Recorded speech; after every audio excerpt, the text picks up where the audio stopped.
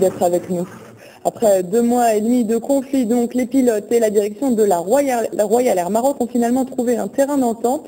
Un accord global a été signé. Pour en parler avec nous en direct, Najib Ali Brahimi, bonjour. Bonjour. Vous êtes le porte-parole de l'association marocaine des pilotes de ligne. Alors en quoi consiste cet accord global?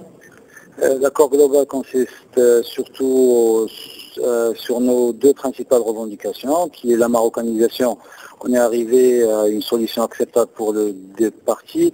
Sans trop rentrer dans les détails, ça va être l'arrêt du recrutement des commandants de bord étrangers et puis le remplacement au fur et à mesure de ces commandants par la promotion des copilotes marocains qui exercent à la Royal Air Maroc. Et on devrait atteindre la marocanisation totale du poste de commandant de bord vers fin 2010. Et aussi la mise en place d'une task force qui devra fournir les solutions pour améliorer au plus vite les délais de formation des pilotes à l'École nationale des pilotes de ligne.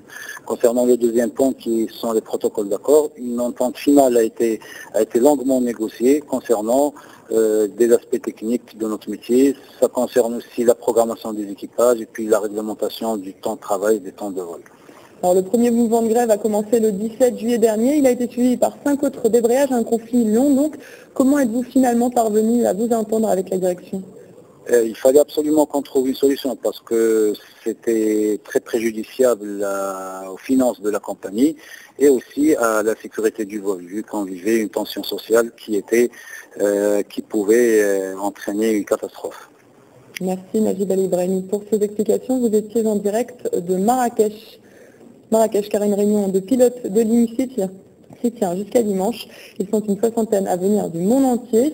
Ils réfléchissent à la sécurité dans les avions et ils ont souligné que l'aviation civile joue un rôle primordial dans le développement économique d'un pays.